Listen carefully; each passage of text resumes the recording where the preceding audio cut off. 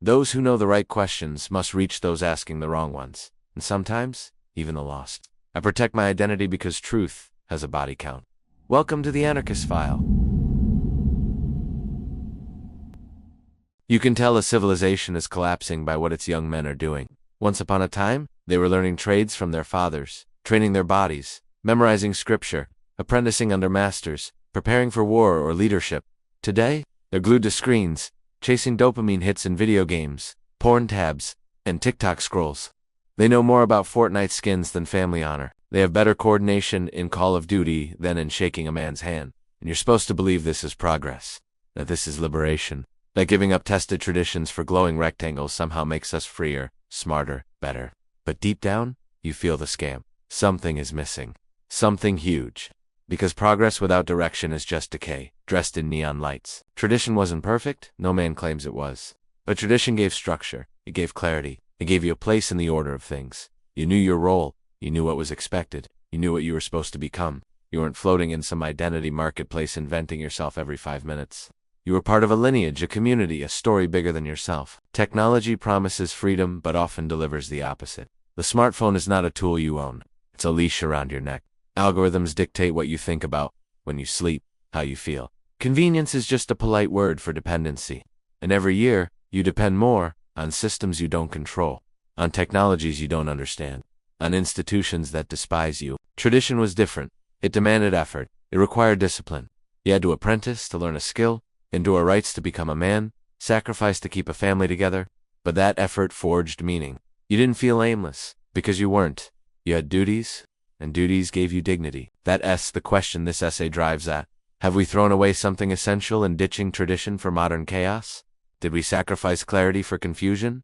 Duty for distraction? Rootedness for rootlessness? And if so, can we get it back? Because make no mistake, the absence of tradition isn't neutral.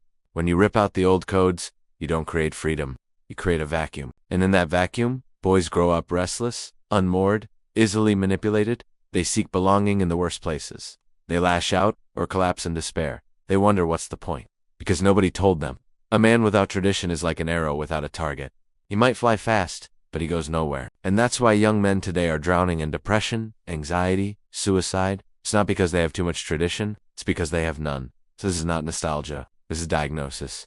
This is rebellion against the smug assumption that every old way was oppression and every new gadget is progress. Because the evidence is clear. The more tradition erodes, the weaker men become. And weak men do not build civilizations.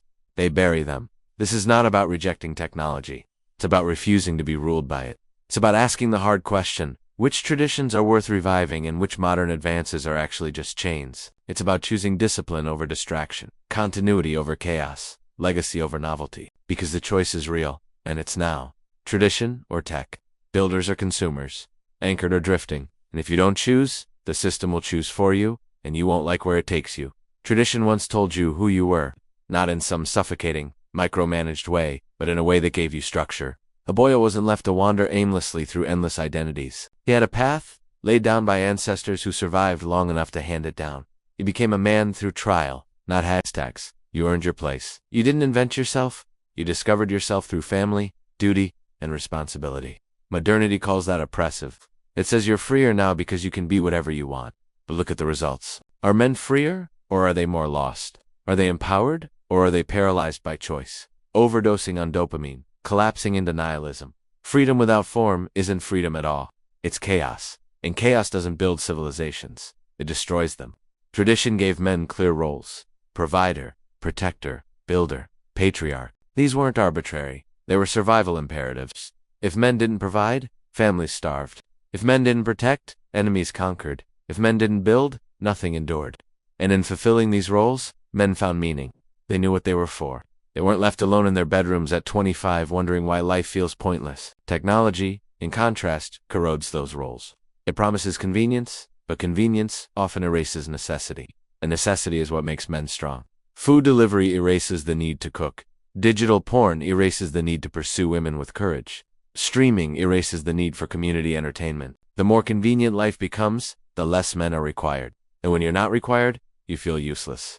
And when you feel useless, you collapse. This is the paradox of progress. The easier life gets, the harder it is to feel alive.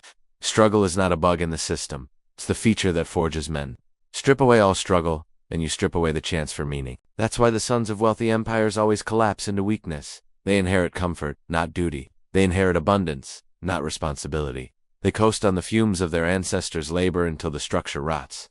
Tradition protected against this. It made sure boys were tested, no matter how wealthy their fathers were. You passed through rites of passage. You proved yourself in trials. You were taught skills that anchored you to reality. You weren't allowed to drift into indulgence. If you didn't carry weight, you were ashamed. If you didn't contribute, you were cast out. It was harsh, but it was clear. And clarity is dignity. Compare that with today. Boys grow up with no rights, no trials, no expectations. They're told to follow their passion, as if passion is a map instead of a fleeting emotion. They're told masculinity is dangerous, so they suppress it until it mutates into resentment or addiction. They're told tradition is outdated, so they flail in the void, desperate for meaning, chasing whatever identity is trending that month. And society wonders why they're depressed. The truth is obvious. Men aren't suffering from too much tradition. They're suffering from the absence of it. They're suffering from the vacuum left behind when tested codes were ripped out and replaced with nothing. You can see it in every metric: mental health, suicide rates, crime, drug abuse. You can see it in the sterile look of a man who has no anchor, no mission, no lineage to serve. And you can see the solution too, because tradition isn't nostalgia. It isn't about dressing like your grandfather or pretending to live without electricity. It's about recovering what was essential, the demand that men grow up, carry weight, and build legacies. It's about reviving responsibility as honor. It's about reintroducing rites of passage, codes of duty, expectations of discipline. It's about reminding men that they are not here to consume, but to create. Technology isn't inherently the enemy, but when it replaces tradition, instead of serving it, it becomes a weapon against men. A man can use tech to amplify his duties, to build wealth, to protect his family, to spread his message, but when he uses it to avoid his duties, to sedate himself with porn, games, endless distractions, it hollows him out. The difference is not in the tool. It's in the tradition guiding the tool. Without tradition, tech owns you. With tradition, you own it. This is the battleground. Will we be ruled by the glowing screens, drifting deeper into weakness, or will we use them with discipline, anchored by ancient codes? Will we continue to trade rites of passage for participation trophies, fathers for fatherless homes, honor for hashtags, or will we rebel and revive the old scaffolding that kept men strong? Because make no mistake, there is no neutral. A man either lives by a tradition that strengthens him, or he lives by a tech-driven consumer script that weakens him. The empire of comfort knows this. That's why it mocks tradition and worships tech. It wants men soft, replaceable, easy to control. But men who embrace tradition, who refuse sedation, who carry weight, who build, are the one thing the empire fears. And that is the choice before you. Chaos or continuity, weakness or duty, sedation or struggle, the screen or the code. Decadence is the enemy that every empire swears it will resist and every empire eventually embraces. Rome went from iron discipline to bloated luxury, from legions conquering the world to mobs demanding bread and circuses. The Ottomans went from fierce warriors to palace eunuchs. The West has gone from pioneers building nations to men arguing about pronouns on Twitter. The pattern is always the same. Strength builds prosperity, prosperity breeds comfort, comfort breeds weakness, weakness invites collapse. You're living in the weakness stage. Everything about modern life is designed to make you soft, dependent, and compliant. The food is engineered to sedate you. The schools are engineered to shame you. The entertainment is engineered to distract you. The politics are engineered to divide you. The economy is engineered to own you. And the only thing you're not allowed to do is rebel. Tradition is rebellion in this environment. Not nostalgia, rebellion. Because tradition refuses the weakness script. It demands discipline where the culture offers indulgence. It demands sacrifice where the culture offers comfort. It demands continuity where the culture offers constant reinvention. And that's exactly why it works. Men who embrace tradition build strength, and strength is magnetic. Weak men may mock it, but secretly, they crave it. Women may deny it, but instinctively they respect it. Children need it, communities thrive on it, and civilizations depend on it. This is why the family, the most basic traditional institution, is under constant attack. Because the family produces men who are less fragile, less dependent, less controllable. Break the family, break the tradition, and you can own the man. But not all men are buying the script. Some are waking up. They're rediscovering tradition not because they're LARPing as their grandfathers, but because they see the rot of modernity and they want an alternative. They're building families young, training their bodies hard, refusing vice, and reclaiming rituals. They're asking, what if the old ways weren't oppressive? What if they were survival code? What if our ancestors weren't fools, but guardians. Faith and stoicism fit hand in glove with this. Stoicism keeps you steady when the culture sneers. It gives you the composure to endure mockery, betrayal, chaos, and loss. It makes you a rock when everyone else is crumbling. And faith gives you transcendence, a reason to carry the burden in the first place. Faith says, you are accountable to something higher than yourself. Stoicism says, you can endure anything thrown at you. Tradition says, you are rooted in a code older and stronger than fashion. Together, they form an unbreakable triad. And wealth, real wealth, not the consumer illusion, fuses with them to create leverage. Because let's be honest, tradition without resources can turn into martyrdom. Faith without resources can turn into piety with no power. Stoicism without resources can turn into enduring slavery. But combine those codes with wealth, and suddenly you are untouchable. You don't need the empire's scraps. You don't need its approval. You can walk away from its games because you built your own wealth. In this sense, it's not about flexing cars or watches.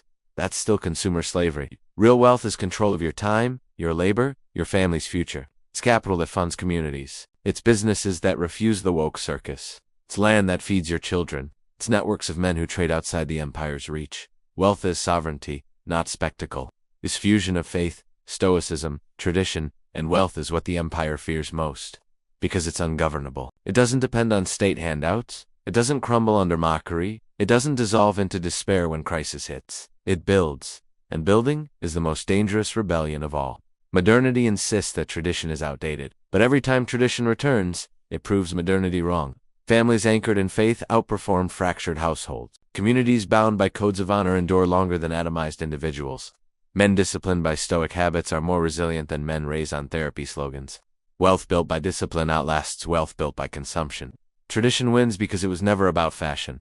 It was always about survival. The meaning crisis exists because men were convinced that survival code was oppression. They were told that rejecting tradition would make them free. Instead, it made them weak. Instead of tribes, they got loneliness. Instead of discipline, they got vice.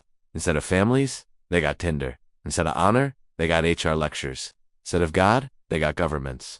And deep down they know it's killing them. This is why men who return to tradition, who embrace faith, who practice stoicism, who build wealth, they don't just feel better. They look different. They walk different. Their eyes are clear. Their posture is strong. Their presence is magnetic. They radiate purpose in a sea of confusion, and that makes them leaders, whether they want to be or not. Because the truth is, most men are followers. They drift wherever culture pushes them. They don't want responsibility. They want comfort. But when they see a man living with purpose, rooted in tradition, disciplined, like a stoic, armed with wealth, they feel the pull. They want to follow. They want to be part of something real. That's why you don't need millions to spark change. You just need to live differently. Your life itself becomes the alternative. And that's the point. Alternatives are not given, they are built. You don't wait for the system to collapse. You don't beg it to reform. You outgrow it. You create parallel structures of meaning and power. Families that don't collapse into dysfunction. Communities that don't bow to woke businesses that don't grovel for ESG points. Networks of men who trade loyalty instead of likes. That's how civilizations are rebuilt. And that's why tradition beats tech every time. It's because tech without tradition is a leash.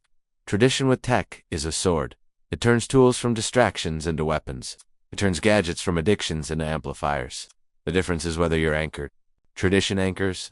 Without it, you're just drifting faster into the abyss. With it, you're building something eternal. This is not a call to smash your phone or live in a cabin. It is a call to use every tool at your disposal in service of something greater than yourself. It's a call to refuse weakness, to reject decadence, to stop living as if comfort is the goal. It's a call to live like your ancestors are watching because they are, and to build like your descendants will depend on you because they will. The most dangerous illusion of the modern world is that new always means better. Every new device, every new app, every new social movement, every new ideology, all pushed with the smug confidence that the past was barbaric and the present is enlightened. But look around. Does this look enlightened to you? Does a society drowning in debt, divorce, drugs, and despair look like progress? Does a generation of men addicted to pixels, afraid of women, medicated into submission, look like freedom? Modernity replaced duty with dopamine, and we are living in the ruins. The death of tradition didn't liberate men. It enslaved them to corporations, bureaucrats, and algorithms. It made them weak. It made them lost. It made them interchangeable cogs in a machine that doesn't care whether they live or die, so long as they keep consuming. And that's why the choice before you is stark. You can drift with the culture, sliding into sedation and irrelevance, or you can rebel. You can root yourself in tradition, in codes that worked, in duties that forge dignity. You can kneel to God, endure with stoic discipline, reclaim your lineage, and build sovereign wealth that makes you untouchable. You can stop being a consumer and start being a builder. That rebellion doesn't look like hashtags or protests. It looks like fathers raising sons. It looks like men marrying young, building families, anchoring communities. It looks like bodhis trained, vices conquered, virtues practiced.